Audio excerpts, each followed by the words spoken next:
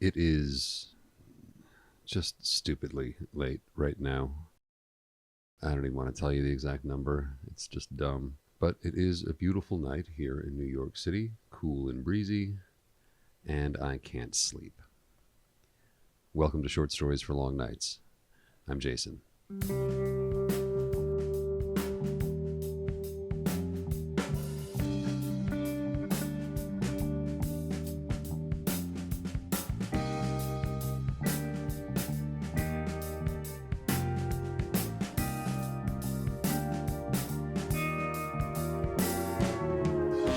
So tonight we're going to jump into a story by L. Frank Baum, who is of course best known for The Wizard of Oz. That was a huge success for him, but until that was published, he wasn't what you would call super successful. Kind of interesting, he was born in 1856, and he started out actually wanting to be an actor.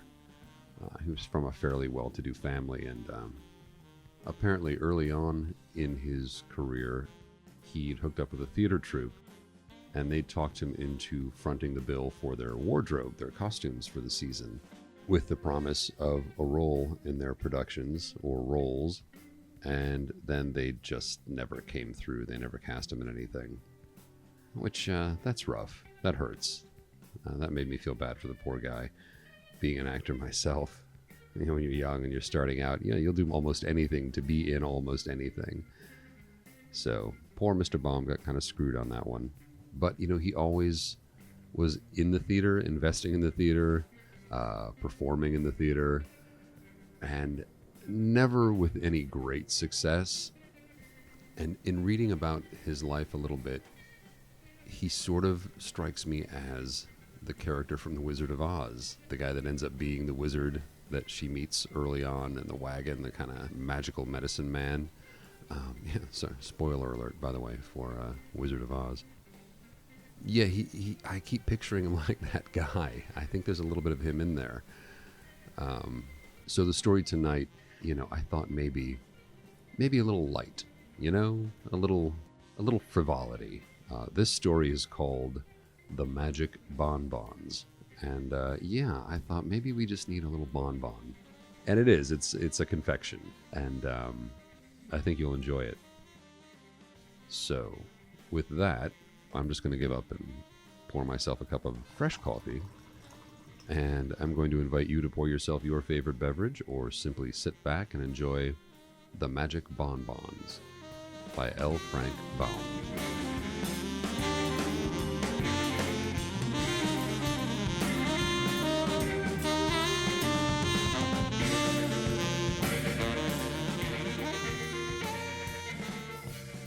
There lived in Boston a wise and ancient chemist by the name of Dr. Dawes, who dabbled somewhat in magic. There also lived in Boston a young lady by the name of Claribel Sudds, who was possessed of much money, little wit, and an intense desire to go upon the stage. So Claribel went to Dr. Dawes and said, "I cannot recite verse nor play upon the piano. I'm no acrobat, no leaper nor high kicker, yet I wish to go upon the stage. What shall I do?" "Are you willing to pay a price for such accomplishments?" asked the wise chemist. "Oh, certainly," answered Claribel, jingling her purse. "Then come to me tomorrow at 2:00, said he. All that night he practiced what is known as chemical sorcery, so that when Claribel Sudds came the next day at 2:00, he showed her a small box filled with compounds that closely resembled French bonbons. "This is a progressive age," said the old man, "and I flatter myself your Uncle Dawes keeps right up with the procession. Now, one of your old-fashioned sorcerers would have made you some nasty, bitter pills to swallow. But I have consulted your taste and convenience. Here are some magic bonbons. If you eat this one with the lavender color, you can dance thereafter as lightly and gracefully as if you'd been trained a lifetime. After you consume the pink confection, you will sing like a nightingale. Eating the white one will enable you to become the finest elocutionist in the land. The chocolate piece will charm you into playing the piano better than Rubinstein. While after eating the lemon yellow bonbon, you can easily kick 6 feet above your head." "How delightful!" exclaimed Clarabelle, who was truly enraptured. "You are certainly a most clever sorcerer as well as a considerate compounder." And she held out her hand for the box. Said the wise one, "A check, please." "Oh, yes, to be sure. How stupid of me to forget it," she returned. He considerately retained the box in his own hand while she signed a check for a large amount of money, after which he allowed her to hold the box herself. "Are you sure you've made them strong enough?" she inquired anxiously. "It usually takes a great deal to affect me." "My only fear," replied Dr. Dawes, "is that I've made them too strong. This is the first time I've ever been called upon to prepare these wonderful confections." "Don't worry," said Clarabelle. "The stronger they act, the better I shall act myself." But stopping at a dry goods store to shop, she forgot the precious box in her new interest, and left it lying on the ribbon counter. Then little Betty Bostwick came to the counter to buy her hair ribbon, and laid her parcels beside the box. When she went away, she gathered up the box with her other bundles, and trotted off home with it. Bessie never knew, until after she had hung her coat in the hall closet and counted up her parcels, that she had one too many. Then she opened it and exclaimed, "Why, it's a box of candy. Someone must have mislaid it. But it's too small a matter to worry about. There are only a few pieces." So she dumped the contents of the box into a bonbon dish that stood upon the hall table, and picking out the chocolate piece, she was fond of chocolates, ate it daintily while she examined her purchases. These were not many, for Bessie was only 12 years old, and was not trusted by her parents to expend much money at the stores. But while she tried on her hair ribbon, she suddenly felt a great desire to play upon the piano, and the desire at last became so overpowering that she went into the parlor and opened the instrument. The little girl had, with infinite pains, contrived to learn 2 pieces, which she usually played with a jerky movement of her right hand and a left hand that forgot to keep up, and so made dreadful discords. But under the influence of the chocolate bonbon, she sat down and ran her fingers lightly over the keys, producing such exquisite harmony that she was filled with amazement at her own performance. The next movement she dashed into Beethoven's 7th Sonata and played it magnificently. Her mother, hearing the unusual burst of melody, came downstairs to see what musical guest had arrived. But when she discovered it was her own little daughter who was playing so divinely, she had an attack of palpitation of the heart, to which she was subject, and sat down upon a sofa until it should pass away. Meanwhile, Bessie played one piece after another with untiring energy. She loved music, and now found that all she need do was to sit at the piano and listen, and watch her hands twinkle over the keyboard. Twilight deepened in the room, and Bessie's father came home, and hung up his hat and overcoat, and placed his umbrella in the rack. Then he peeped into the parlor to see who was playing. "Great Caesar!" he exclaimed. But the mother came to him softly, with her finger on her lips, and whispered, "Don't interrupt her, John. Our child seems to be in a trance. Did you ever hear such superb music?" "Why, she's an infant prodigy," gasped the astounded father. "It's wonderful. Beats Blind Tom all hollow."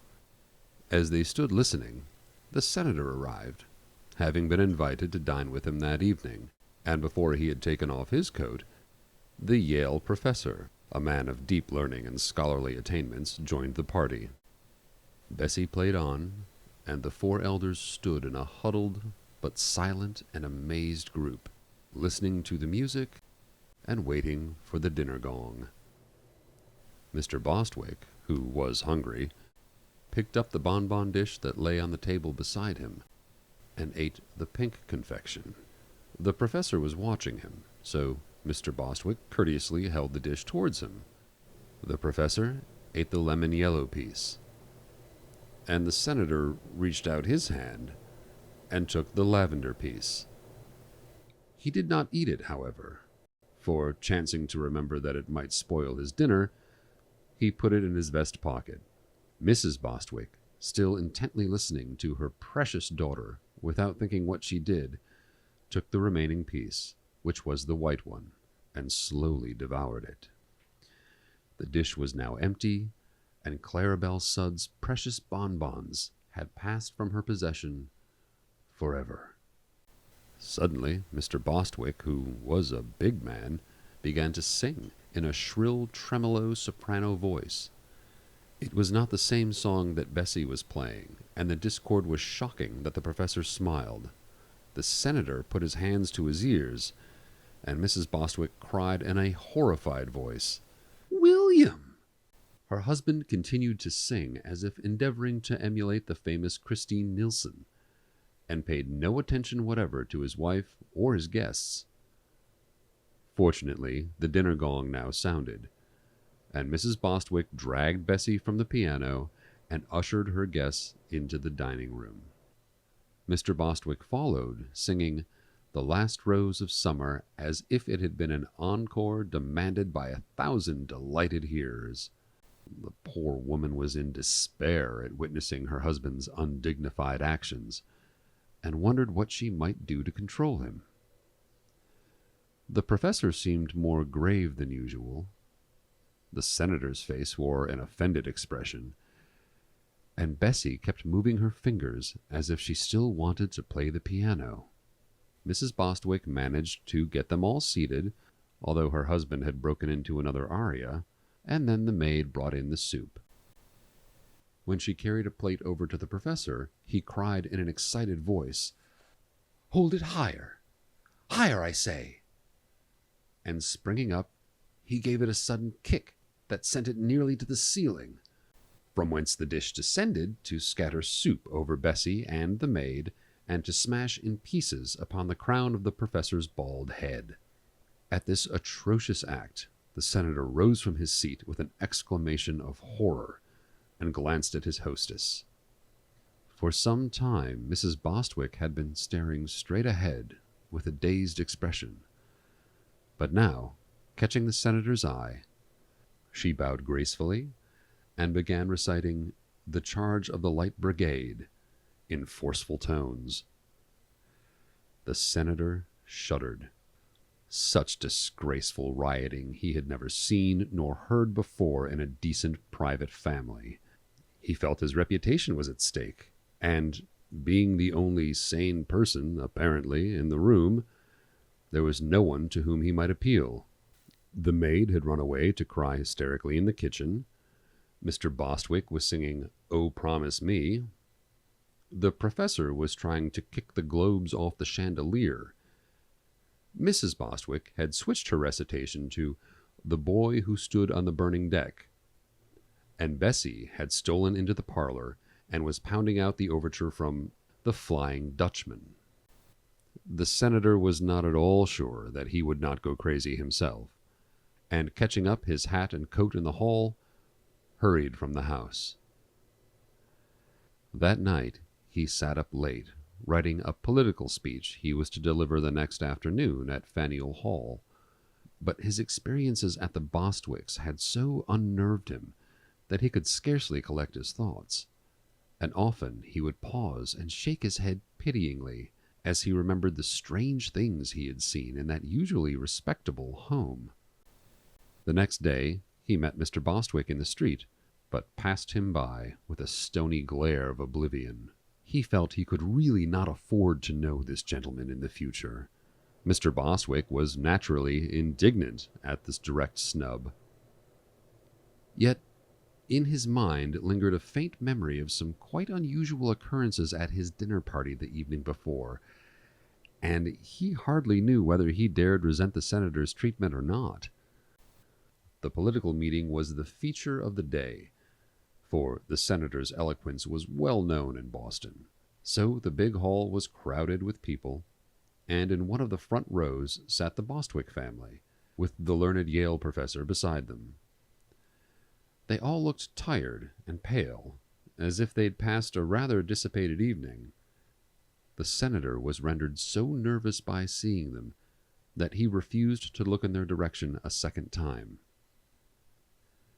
While the mayor was introducing him, the great man sat, fidgeting in his chair, and happening to put his thumb and finger into his vest pocket, he found the lavender-colored bonbon he had placed there the evening before. "This may clear my throat," thought the senator, and slipped the bonbon into his mouth. A few minutes afterwards, he rose before the vast audience, which greeted him with enthusiastic plaudits. "My friends," began the senator in a grave voice, "this is a most impressive and important occasion."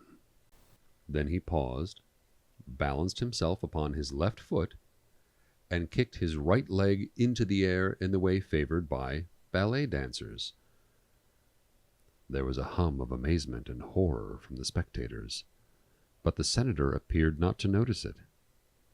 He whirled around upon the tips of his toes, kicked right and left in a graceful manner, and startled a bald-headed man in the front row by casting a languishing glance in his direction. Suddenly, Claribel Sudds, who happened to be present, uttered a scream and sprang to her feet. Pointing an accusing finger at the senator, she cried in a loud voice, "That's the man who stole my bonbons! Seize him! Arrest him! Don't let him escape!"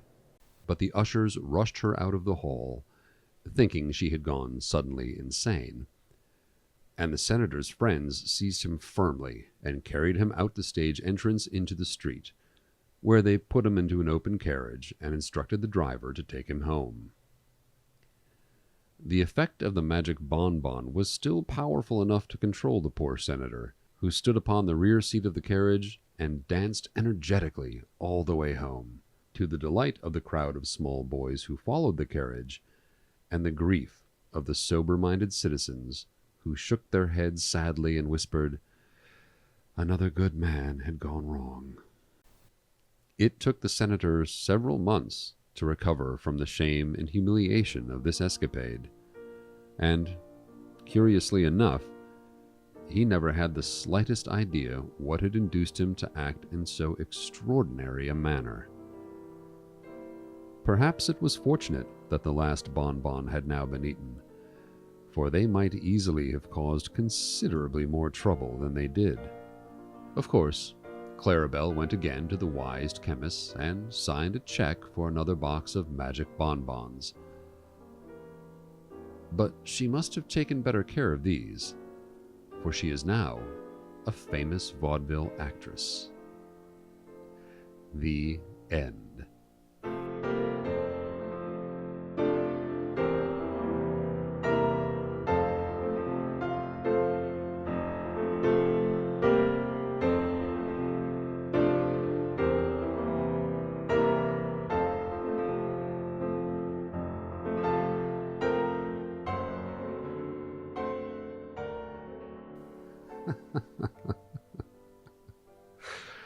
Oh, I hope that at some point in my life I have the opportunity to scream in a crowded hall of people, "That's the man who stole my bonbons."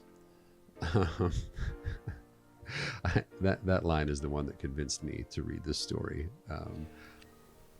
I particularly liked in this the way the party scene kind of built, where stuff just got weirder and weirder as people kept getting more and more affected by the bonbons. I found that oddly relatable. I've been to parties, I'm sure you have too, where just as the night goes on, the vibe kind of switches, stuff gets a little weird maybe, and it's you either make the decision to ride the tiger and stay, or you take off, and the senator decides to leave. I've definitely made that decision. I've probably made the other decision a few times as well. There's also something in here somehow knowing that Mr. Baum wanted to be an actor originally and always wanted to be a performer. And then he writes a story where the main character doesn't have much talent but wants to be a performer. And all she has to do is take a pill, and she's marvelous.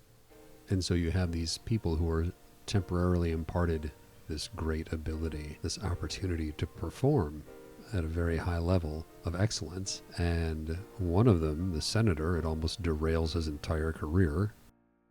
And then the mother and the daughter and the father have this experience and then just sort of write it off as just kind of a crazy, half-remembered night. I got the sense that they just sort of wanted to not look too deeply under that rock, but they knew the rock was there. They knew it happened, but it was just kind of one of these weird magical moments in their lives. I don't know. That's what it seemed like to me. But who cares? What do you think?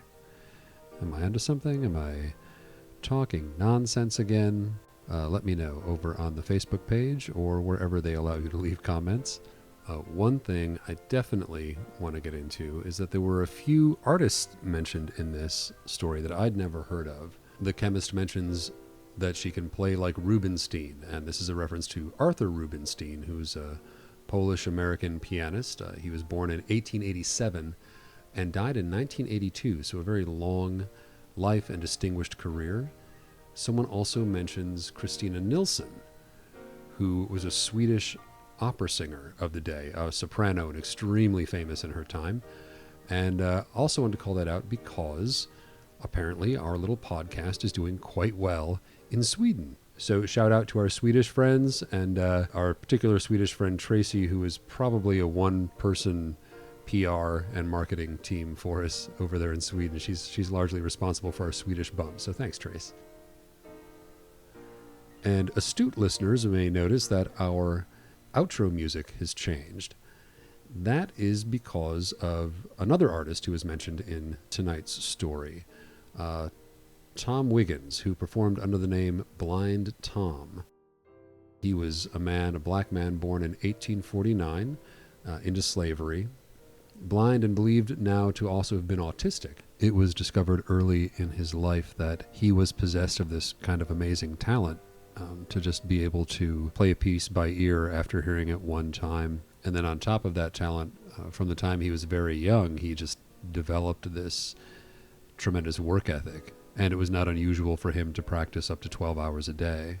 And though he did rise to tremendous prominence and fame in his time, he toured the world, earning tremendous amounts of money. However, his talents and abilities were exploited for profit that he never really had control of or saw much benefit from.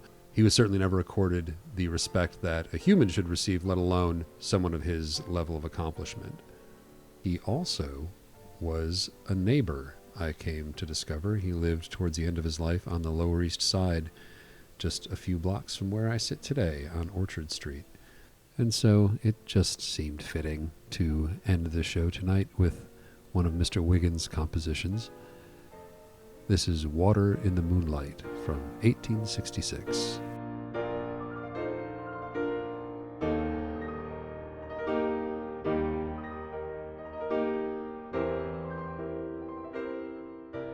So we want to thank Mr. Wiggins for his work, of course. Mr. Baum, thank you for your wonderful work as always. Thank you for listening. Our artwork is done by Allison, and our music is provided typically, and at the top, by the band Touque, Touque. Links are provided. Please check them out. They're definitely worth your time. And again, thank you for listening. We are available on Spotify, iHeart, Amazon Music. We're on YouTube. Any place you get your podcasts, you'll find us. If you get a minute to give us a rating, like and follow the show, it really does help out. I appreciate it. And I will be back in 2 weeks with another story, a suitably creepy, weird story. So looking forward to that, and I sure hope you can stop by. Between now and then, I'm hoping to go get some sleep.